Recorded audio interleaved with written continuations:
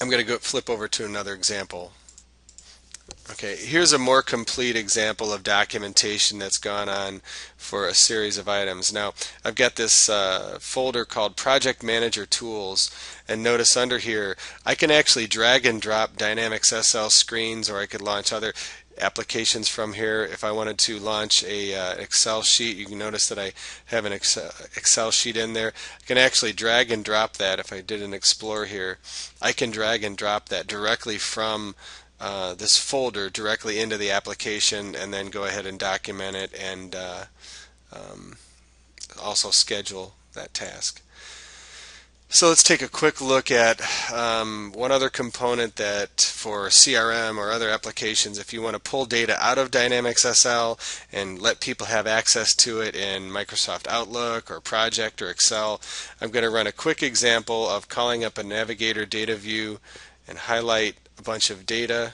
I'm going to execute a simple copy, and in this case I'm going to, in my workflow items, I'm going to call Microsoft Project. So now I have Project, and I'm simply going to paste data directly into this. I get a quick Gantt chart, but you'll notice something unique about this Gantt chart is at the top I have an item Launch Data Drill.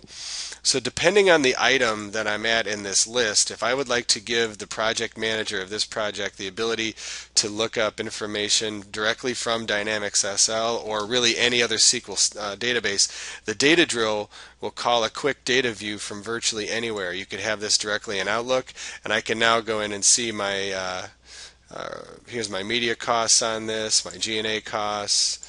Okay, some more media. I've got revenue up here, and it will actually pull directly from the applications. If I pick the Critical Care Academy, launch this, it will give me details on that. So pretty much whatever I select, and now this is specific to the names, and you get to define, we've got a simple API that launches the data drill, and you get to define which data gets passed into Dynamics SL to filter out that. So now here's an example of this fundraising appeal drop 4. If I launch that, take a look, again it'll call that up. So the data drill is its own independent component that is intended to allow you to publish data views out to many different places. Okay, I'll start back up and just take one last look at, again with this folder, the intent behind this project manager folder is to give people the tools that they need for a specific, here's my daily screens, and these are my Dynamics SL screens. Those were literally just dragged and dropped in. Okay, I've got my project scheduling. If I want to look at my planning documents that are out here, I can have different Word documents, drag and drop those in. But the intent is to give your staff members by role one area to go to get the documents, programs, various dynamic screens that they need to complete their work. Okay, and to wrap up, I'm going to take a look at the newest release of Integration Builder. So this version of Integration Builder looks somewhat different than the last one, and it reinforces the main point that what a user does to actually run an integration is really quite simple. They simply come in and they pick the name of an integration, and then they go ahead and run that integration. It reads directly from your stored procedure, and it goes to the target screen. But you'll notice this time we don't see the grid of all of the configurations that were done. So here's my integration setup, and then this shows, your source fields and your target fields. This version also does the error logging. So if you wanted to come into here and enable detailed error logging, there's an option also that you can turn on to say log everything or just log errors. This version also does support the ability to be run by an event. That means that you can have your program or some event, even something in SQL Server, call the integration builder and tell it to run it. Or you could use scheduled tasks in Windows to run the integrations periodically.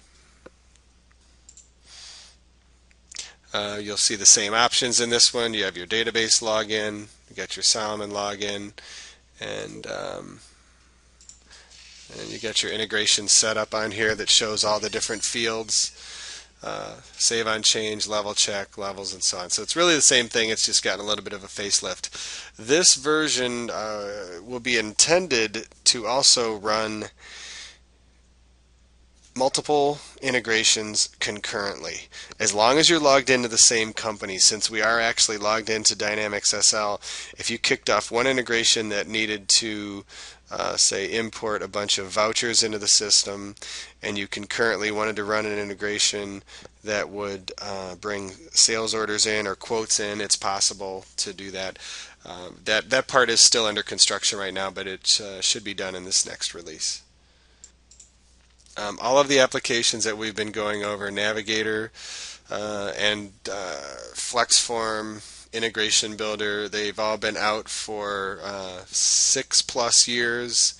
They're at sites running high volume. Integration Builder is at one site running 20 to 30,000 accounts payable transactions. Again, it does respect the API of Solomon because we are using the Solomon or the object model. It goes through the business rules, not directly at the tables. It also does respect the screen customizations. Navigator is completely independent of Dynamics SL, but it works with Dynamics SL. You could use it with GP or any other SQL database. We briefly saw FlexForm.